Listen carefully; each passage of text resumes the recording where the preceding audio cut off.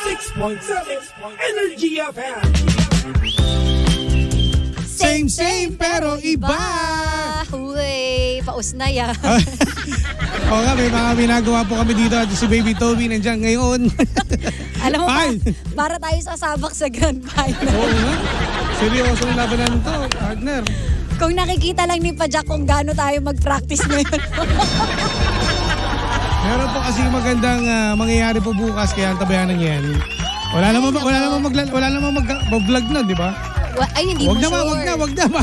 Para hindi makita yung gagawin namin. Hindi mo sure. Pero bago lahat ito, partner, oras muna natin, 5:34 mga pangga.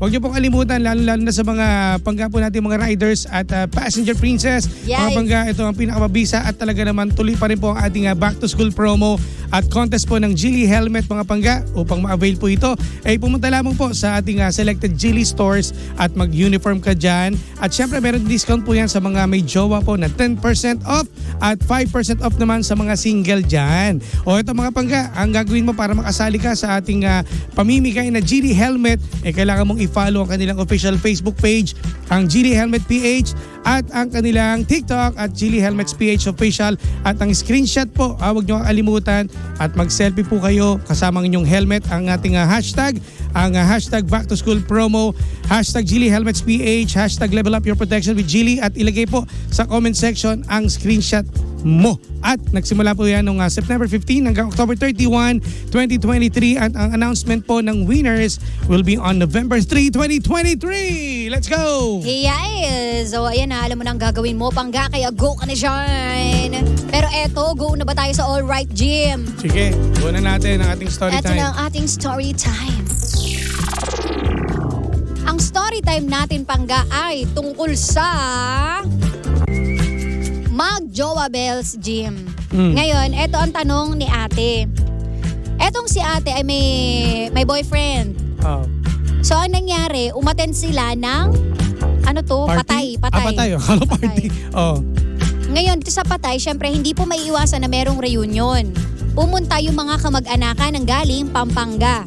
Talagang very specific na Oo. taga Pampanga. Para masabi malayo, okay. Oh. Ngayon, syempre hindi raw siya sanay sa mga ugali ng taga Pampangang pamilya nila.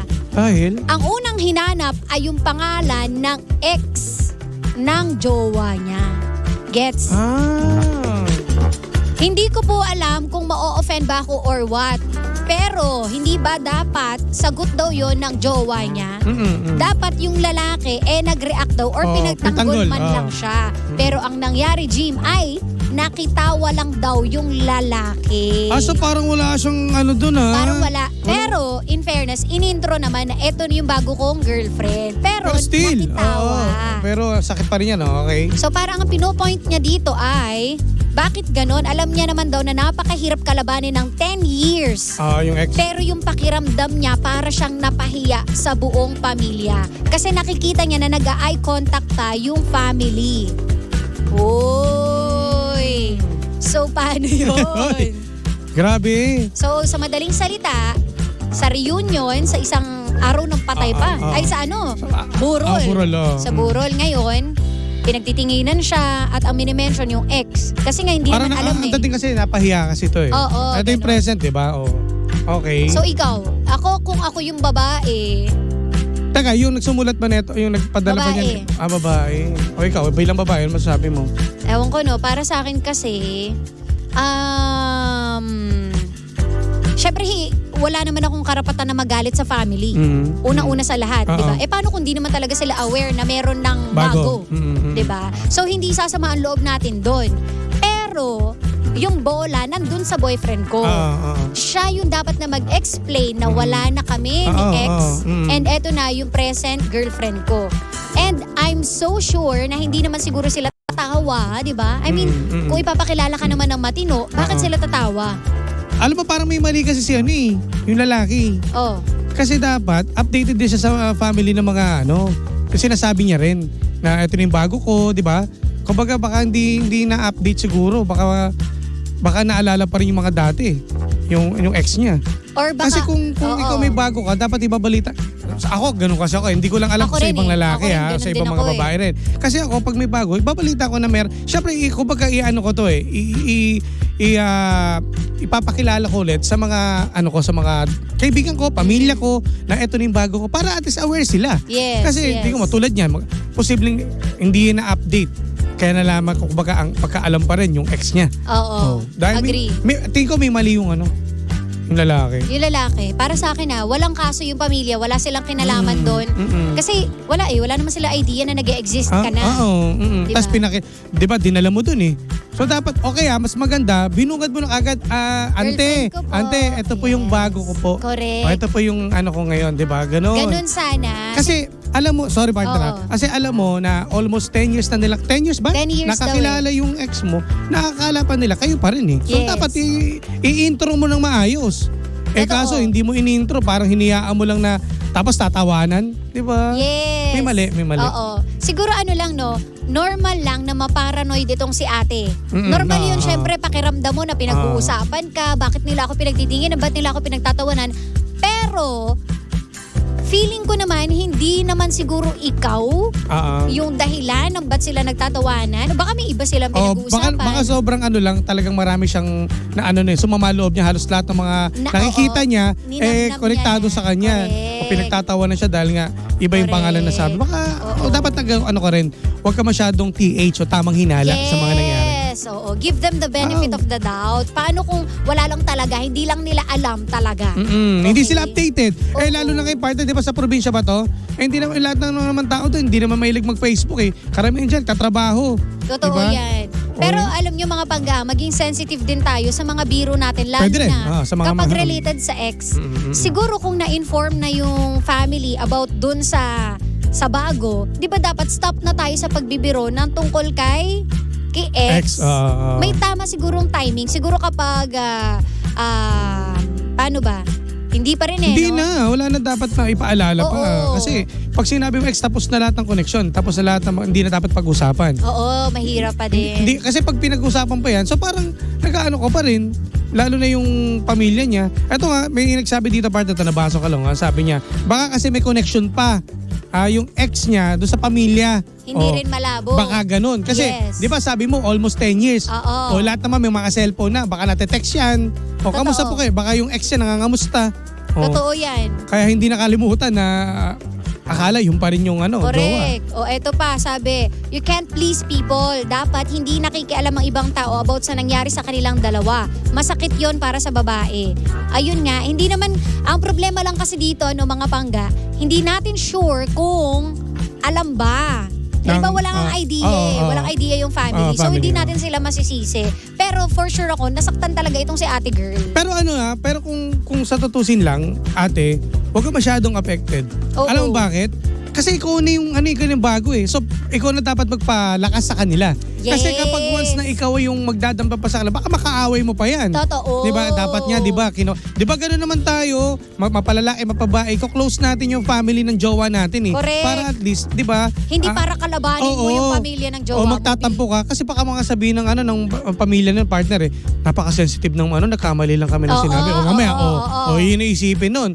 Napaka-sensitive naman ng bago mong jowa, nagkamali lang ako. Pasabi lang sorry. So ang dating yun, tatatak ka na kayo na masyado ka sensitive. Oo, masyado kang iyakin. Iyakin.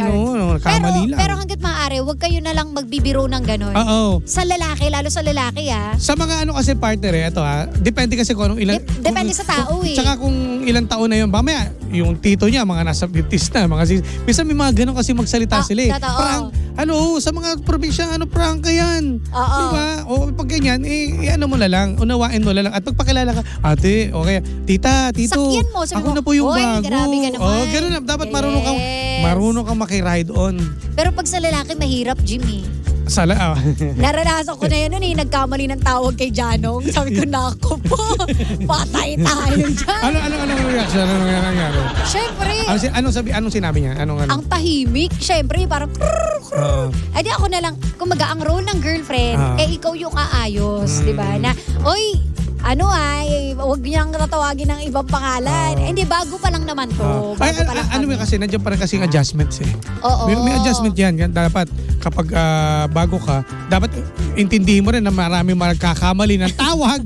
Maraming mga ano sa'yo na mga kaibigan ng jowa mo. Correct. Na close nila. Oo. Pero yun nga, iba naman sinasadya. Mag-iingat ka rin. Oo, yun na lang. Oo, ganun na lang. Pero kung hindi mo kasi maiwasan party, may mga loko-loko rin na ano eh. Totoo. May Pero mga komedyante at palabiro rin tayo mga Yoy. tito at mga tropa eh. Siyempre, napunta si Janong sa komedyanteng Oh, pamilya, yan. di ba? So, for the Buscang family. Alam mo ako nung isipin ko, Oo. sinusubukan mo lang ako. Oo. Ganon. In Sinusubukan lang ako ng fairness naman, pamilya. Nung tumagal na, okay na. Di ba? Ganun lang. Huwag mong damdamin kasi parang, tsaka ang babaw kapag yung binabanggit, pakipaghiwalay ka na kagad. Totoo. Doon ka lang sa ex mo. Oh, ang corny ng away. Dahil nagkamali lang, part of lang ganyan. Dapat hindi Oo. ganon ha. Dapat, alam mo, matanda na kayo eh. May nasa isip na kayo eh. Diba? Dapat ano nyo rin. Ayan ito sabi niya, na paranoid na si ate girl, akala niya siya yung tinatawanan. Baka nakayuko siya, di niya nakita kung ano talaga yung pinagtatawanan ng kamag-anak. Yun nga. Meron pa akong isang dahilan kung bakit Baka ikaw lang nag-isip, Partner, ate. meron pa akong isang dahilan kung bakit natawag ng yung ex niya, yung bago. Oh. Baka kahawig. Kasi minsan may ganun eh. Ang saklap naman. alam mo, minsan may ganun. Ay, ako totoo ha. Ito ha. Seryoso to partner ha. Kasi minsan ang mga lalaki, naghahanap din ng may pagkahawig din sa ex nila. Totoo ba? May iba, may ganun partner. May Talaga iba. ba? Tatanungin ko nga. Kung nakikinig kung nakikinig yung kaibigan ko si Pawi, merong kahawig.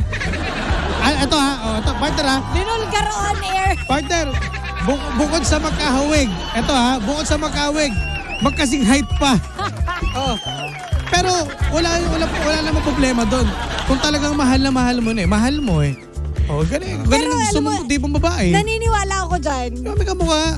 May ganun. Diba? Minsan kasi, kunwari, yung childhood crush ko, Jim, yung mga ka-birthday, alam mo, may yan. mga ganyan pa. Hindi mo maiwasan na yung asawa mo ngayon, ka-birthday nung childhood crush mo. O iba nga, di ba? Yung birthday na jowa mo, ka-birthday na ex mo, may mga ganun.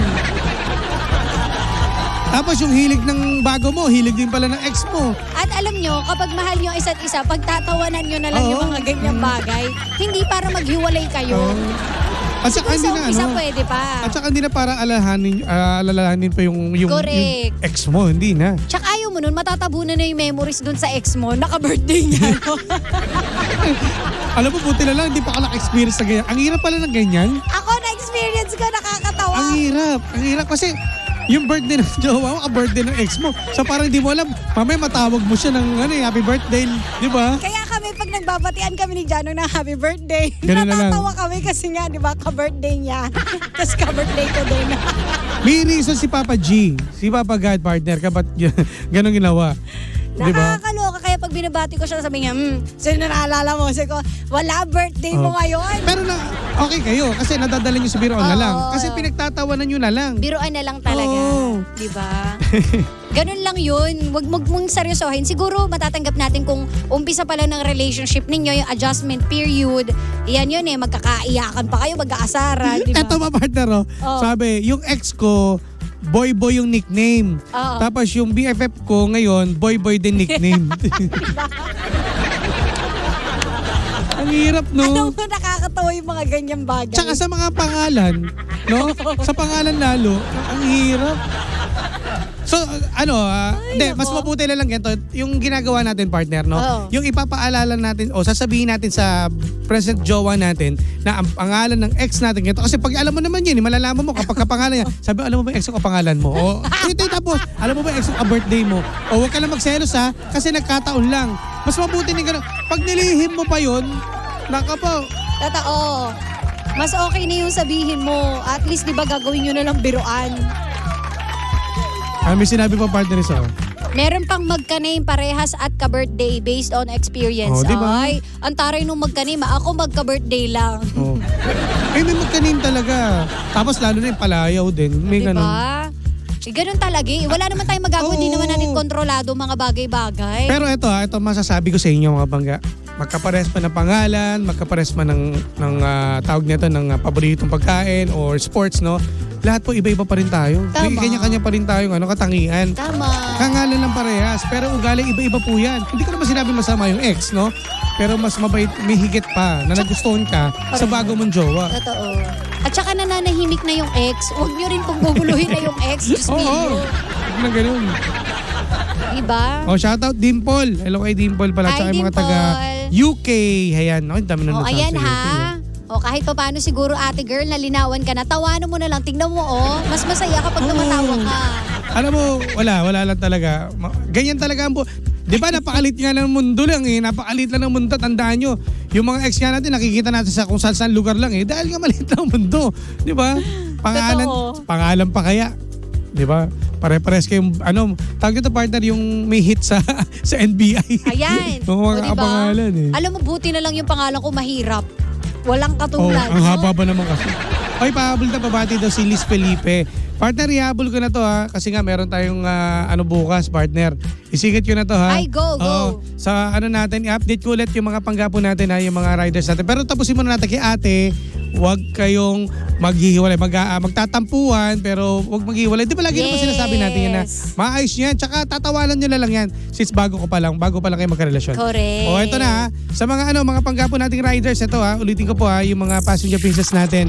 O, ito yung pinakamabisa. Tuloy-tuloy pa rin po yung back to school promo po natin at contest po ng Geely Helmet. Tandaan nyo lagi, meron po tayong discount po ng 10% po sa mga may jowa at 10% po or 5% off sa mga single po. Tandaan nyo ha, pwede kayo sumali dyan basta lang kayo, mag-selfie kayo kasama ang Geely Helmet ninyo at syempre yung yung naka-follow na kayo at naka-like po sa kanilang official Facebook page ng Geely Helmet PH at sa TikTok nila Geely Helmets PH Official at screenshot nyo yung selfie at kasama yung helmet na binili ninyo. At ang hashtag Back to School Promo, Geely Helmets PH, level up your protection with Geely. At nag-start na po itong mga panggano September 15 hanggang October 31 pa. So ang announcement po ng winners ay November 3, 2023. Ayan, hinabol ko. Inulit ko kasi pwede pa umabol. Yes, habol na mga panggaha. Salamat sa inyo. At dahil dyan, panibagong drama na naman ang hindi natin nasolusyonan, pero ating napag-usapan. Kaya masasabi ng Jim si Jan ay, anong drama mo? Susunod na The Monarch of Philippine Radio. Walang iba kundi si Kuya Chico! Susunod Kaya na! kami magpapaalam na mga pangga. Nakasama't nakapiling po rin nyo nag-iisang pababot na si Sheena. At ang inyong Jibalas DJ, ako po si Jimbo. Dito lang yan sa programa. Anong drama mo? Na number 106.7 Energy FM. Panggawang sabing radyo, sabihin mo!